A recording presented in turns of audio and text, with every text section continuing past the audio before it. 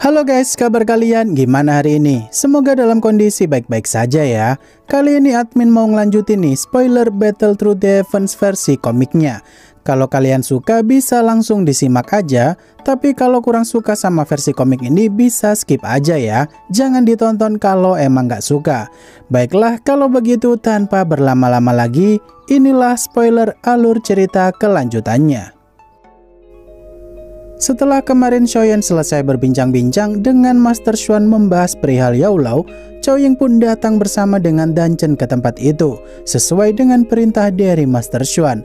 Terlihat kalau Cao Ying kala itu sih membawa sosok pria bernama Song Qing, di mana Cao Ying menjelaskan tuh kalau Song Qing ini merupakan tetua termuda yang ada di Menara Pil. Song Qing yang saat itu terlihat gembira karena akhirnya dia bisa bertemu dengan Xiaoyan yang dari kemarin sih udah jadi perbincangan tuh orang-orang karena bakatnya. Di momen itu Cao Ying pun menjelaskan kalau Song Qing begitu ingin adu kekuatan jiwa dengan Xiaoyan sama seperti yang dilakukan oleh Cao Ying kemarin. Tentu aja Xiaoyan makin dibuat khawatir tuh karena sorot mata Song Qing begitu berbinar-binar sambil berkata kalau dia ingin bertanding dengan Xiaoyan. Master Xuan yang meminta mereka untuk diam sejenak karena ada hal penting yang mau dia sampaikan. Di sini mulai dijelasin tuh kalau mereka berempat dipanggil ke tempat itu karena Master Xuan mau membahas perihal api surgawi 3000 pembakaran, di mana api surgawi tersebut udah ditahan di tempat itu sudah dari dulu. Maka segel yang membelenggu api surgawi itu makin lama makin terkikis. Master Xuan yang cukup khawatir sama kompetisi pemurnian pil yang akan dilakukan dalam waktu dekat ini, takutnya si aula jiwa bakal mengintai tuh dari kejauhan untuk menculik beberapa alkemis berbakat saat kompetisi nantinya. Di momen itu Xiaoyan pun bertanya kenapa tidak menghancurkan api surgawi 3000 pembakaran itu. Tentu aja Master Xuan pun menjelaskan kalau kekuatan api surgawi tersebut udah terlalu kuat dan tak bisa dihancurkan oleh seluruh kekuatan tetua Menara Pil di sana. Master Xuan yang meminta mereka berempat untuk menjaga api surgawi 3000 pembakaran itu supaya nggak direbut oleh pihak aula jiwa kalau api surgawi itu lepas kendali nantinya. Bagi Cao Ying, dia menerima tugas itu dengan senang hati, sedangkan Song Qing tentu akan melakukan hal terbaik untuk menjaga api surgawi itu, di mana Danchen juga dengan langsung sigapnya berkata kalau dia akan melakukan tugasnya sebaik mungkin. Master Xuan yang meminta Xiaoyan untuk jangan terlalu memaksakan diri melindungi api surgawi itu karena dia bukanlah anggota Menara Pil. Di momen itu Xiaoyan pun berkata tuh kalau dia tak akan setengah-setengah menjalankan misinya kala itu karena bagaimanapun sih aula jiwa adalah musuh utamanya Xiaoyan juga. Mendengar hal itu Master Xuan pun cukup kagum dengan tekadnya Xiaoyan. Master Xuan yang mempersilahkan mereka untuk kembali dan istirahat karena semua hal penting yang Master Xuan sampaikan udah semuanya. Terlihat kalau Xiaoyan saat itu dikasih gulungan berisikan teknik jiwa sama Master Xuan. Tentu aja Xiaoyan yang begitu kebingungan sama gulungan apakah itu, sambil bertanya-tanya kenapa dia dikasih itu, Master Xuan pun menjelaskan kalau dia mau mengembalikan teknik itu kepada penerusnya Yaolao karena teknik jiwa itu adalah pemberian pertama Yaolao di masa lampau. Xiaoyan yang begitu berterima kasih atas kebaikan Master Xuan yang telah begitu baik mau membantunya. Xiaoyan pun pamit dan pergi dari sana tuh dengan suasana hati yang begitu gembira karena dia dapat teknik jiwa yang sama persis seperti miliknya Cao Ying. Di sini Master Xuan pun begitu penasaran juga tuh sama hasil yang bakal dicapai oleh Xiaoyan saat di kompetisi pemurnian pil nanti. Esok harinya kompetisi pemurnian pil yang udah mulai digelar, terlihat kalau banyak sekali orang-orang yang datang dari berbagai macam kota. Dan ketika rombongan Xiaoyan datang ke tempat itu, tentu aja para penonton pun langsung begitu heboh tuh. Kalau yang di hadapannya kala itu adalah sosok Xiaoyan yang begitu heboh kemarin. Di momen ini kakek Tianhuo pun terlihat begitu antusias karena udah lama dia tidak menyaksikan pertandingan pemurnian pil seperti ini. Tentu aja Xiaoyan bakal melakukan yang terbaik untuk bisa memenangkan kompetisi kali ini karena Yaolao pernah menjadi juara pertama di kompetisi tersebut beberapa puluh tahun lalu. Beberapa saat kemudian, Master Xuan yang datang dengan 2 dewan menarapi lainnya yang saat itu langsung bikin heboh semua penonton. Tentu aja hal itu membuat Xiaoyan begitu kagum tuh. Kalau sosok 3 dewan menarapil begitu disegani dan dihormati banyak orang. Di sini 2 dewan menarapil yang satunya cukup terkejut juga kalau peserta yang ikut kompetisi kali ini ternyata lebih banyak dari yang dia perkirakan. Artinya kemungkinan besar sih bakal banyak calon generasi muda yang menjanjikan untuk jadi seorang alkemis hebat. Para peserta yang diharuskan untuk ikut ujian seleksi dahulu karena beberapa dari mereka ada yang kurang mumpuni dalam kategori skill. Mendengar hal itu, peserta di sana pun begitu kaget tuh kalau ternyata masih ada babak seleksi terlebih dahulu sebelum kompetisi pemurnian pil akan digelar. Terlihat kalau Master Xuan saat itu langsung memulai ujian seleksi kala itu, di mana masing-masing peserta bakal dikirim ke suatu tempat bernama alam ilusi, di mana seleksi kali ini mereka akan masuk ke alam tersebut dan harus bisa menemukan titik portal checkpoint tahap selanjutnya. Tentu saja di alam tersebut mereka bakal kesulitan untuk menggunakan sensor jiwa mereka. Para peserta yang mendengar kalau setelah melewati alam ilusi itu mereka bisa sampai ke suatu tempat bernama dunia pil, di mana di alam itu sih mereka bisa menemukan berbagai macam bahan obat kelas atas, tapi tentunya dengan segala resiko. Mendengar hal itu, para peserta pun seketika langsung semangat tuh, karena dunia pil itu sendiri adalah suatu tempat yang begitu diidam-idamkan oleh para alkemis di seluruh penjuru dunia.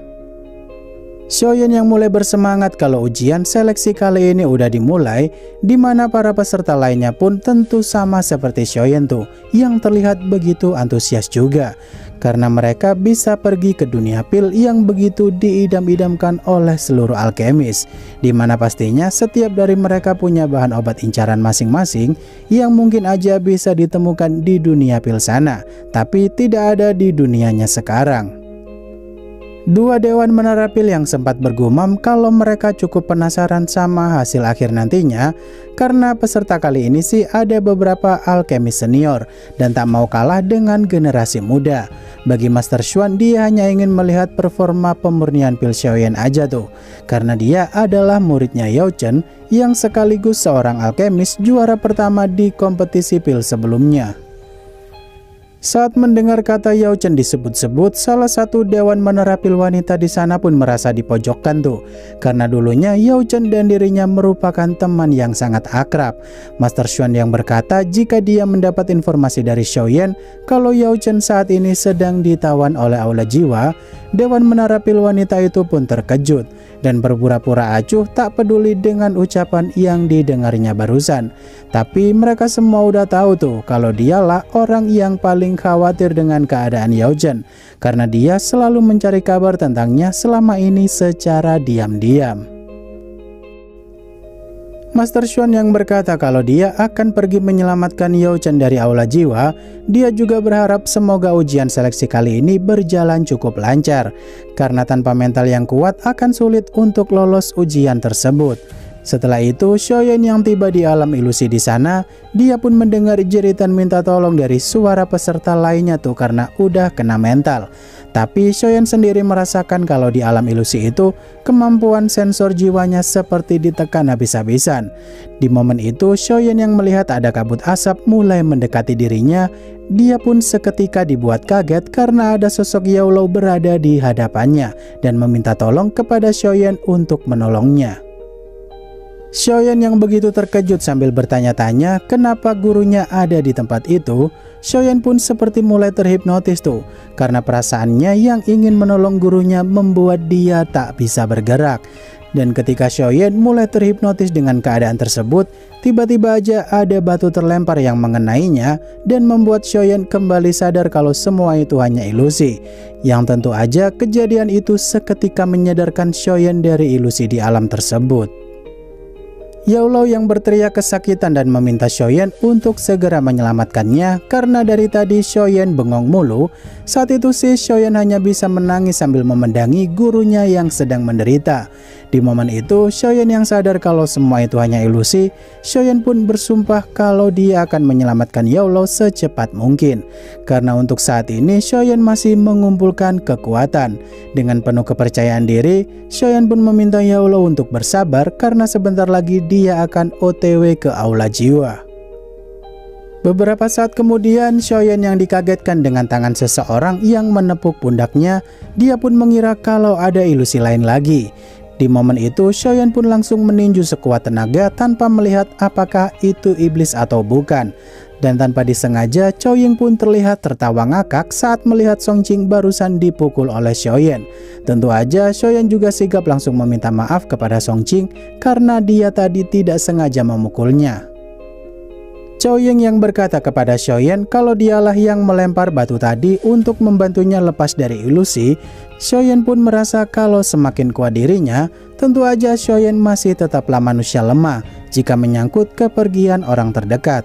Di momen itu, Qiaoying menjelaskan kalau mereka di sana diminta oleh Master Xuan untuk menjaga dan membantu Xiaoyan melewati ujian di alam ilusi itu. Qiaoying yang ngajak Xiaoyan untuk mengikutinya menuju jalan keluar di sana. Dia juga menjelaskan tuh setelah ini adalah ujian mencari bahan obat yang ada di dalam daftar, di mana nantinya bakal ada banyak pertarungan untuk mengurangi saingan nantinya. Xiaoyan yang begitu makin semangat dan langsung berlari masuk ke pintu keluar meninggalkan Qiaoying dan Songqing di sana karena di alam selanjutnya sih lebih fokus mengandalkan kekuatan tempur. Saat Xiaoyan tiba di sana, peserta lain yang telah lolos menatap Xiaoyan dengan niatan membunuh. Tiba-tiba dari dalam pusaran ruang datanglah Tetua Gui dari Menara Pil sebagai utusan yang akan memandu mereka ke dunia pil sana. Tetua Gui yang memberikan 3 pusaka berupa daftar tanaman obat, peta lokasi dunia pil, dan batu spasial di sana.